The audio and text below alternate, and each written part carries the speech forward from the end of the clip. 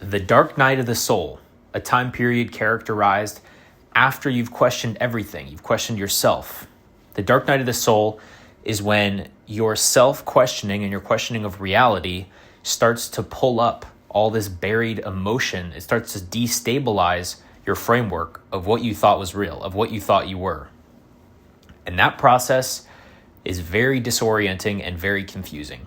So in this video, I'm going to share with you the 3 most important things to keep in mind while you're going through this, assuming you're going through it right now.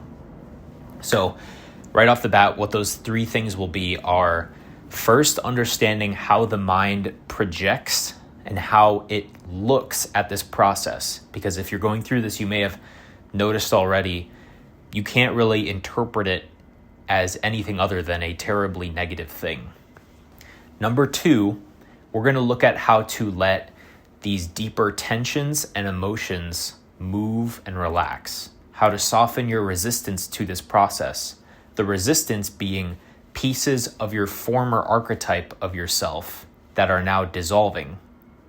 Because of course, this process is a gradual dissolving of what you thought and felt yourself to be as you stand up more on your own as reality itself.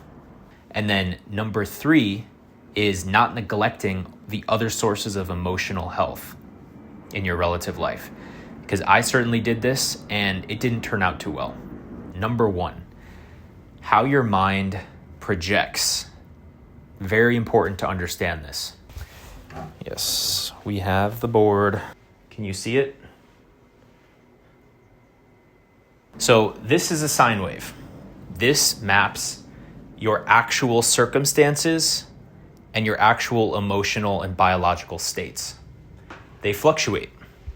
They go up and down. However, the mind can't see that. This is time, and this is state. What your mind sees is it takes the current moment and it takes the tangent line of that point. It projects into the future and the past the direction it's headed now. So if you take the tangent line at this point, so say this circumstance is going up, your mind will see the circumstances as positive and you will feel positive about everything because the mind will take all data and interpret it into this positive point. And the same is true when you're at a negative point and you're going down. The mind can't really actually put itself in the shoes of the future. What it's going to do is project this current state. And when you're going through a dark night of the soul, hopefully you can see that. When you're going through a dark night of the soul, this really, really gets cranked up. And that's because when you usually in your day-to-day life are going up and down, these subtle up and downs, you have multiple ways to frame things and think about them. But when you're questioning who you are, when you're questioning what reality is, when you're questioning what's genuinely worthwhile in life, these framework level things, these are topics that supersede all other priorities in your life. Because what's worthwhile in your life has a much higher priority than how today goes, for example. So when you are at a existential questioning point and you're losing your identity, you don't know who you are, and you're interpreting it as a negative thing, the mind really sees it as a really huge negative trajectory. And there's no possible way it can interpret what's happening in any other way. Unless you see this. So the goal is to see this in your everyday experience. See how it happens on a moment-to-moment basis. That when things feel good, the mind projects them as good in all directions. When things feel bad, the mind projects it as bad in all directions. And then when your mind is flipping the hell out because you're questioning the very groundwork that it sits on, you will have some way to keep it more stable because you realize, oh, it's just the mind doing mind stuff. It's just trying to work with what it has, this failing identity that I've questioned. It's grasping at straws. There's nothing for it to hold on to.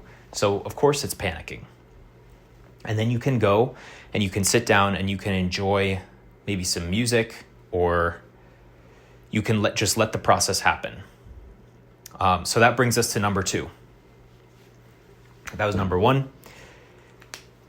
Number 2 is how to let this process happen and move through you.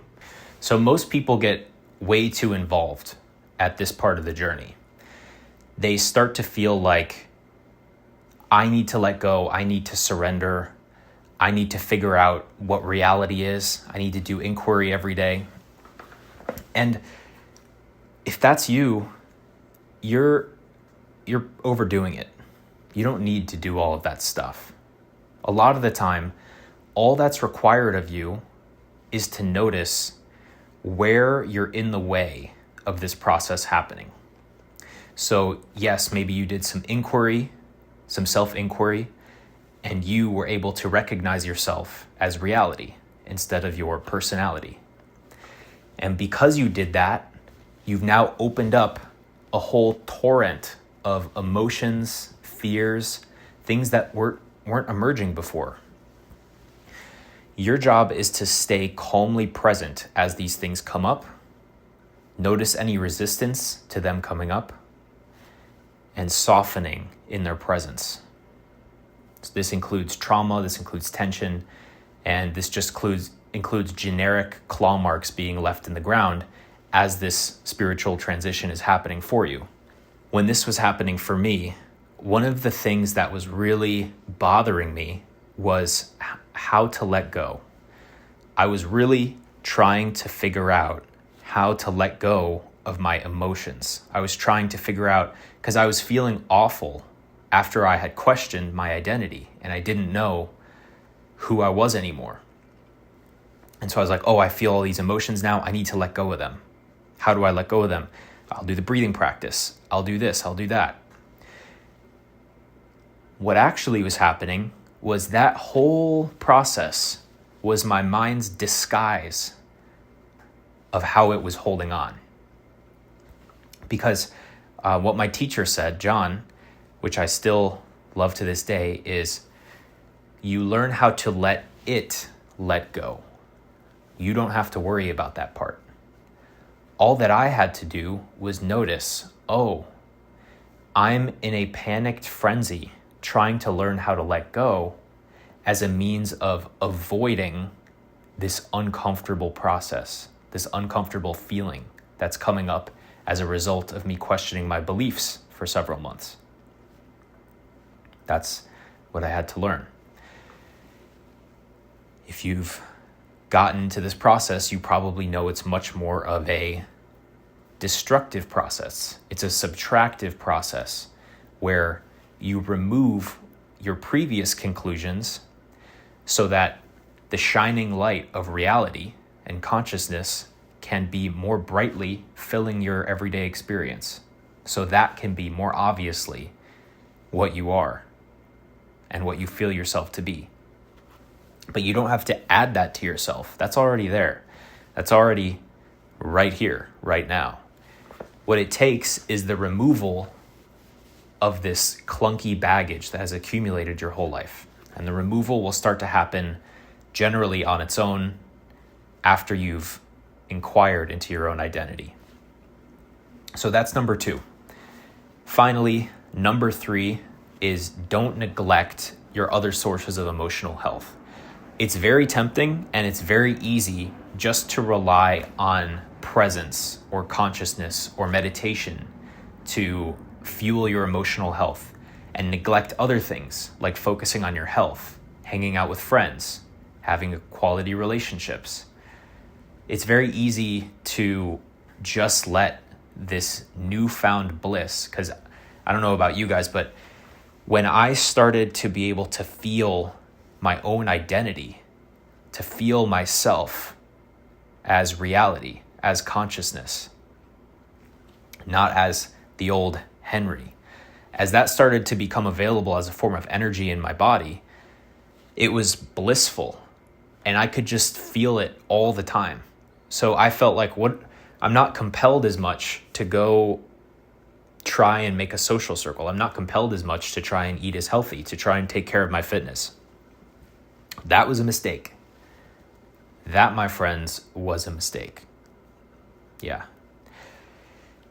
Keep doing that stuff. Keep yourself grounded, and make sure you take care of yourself.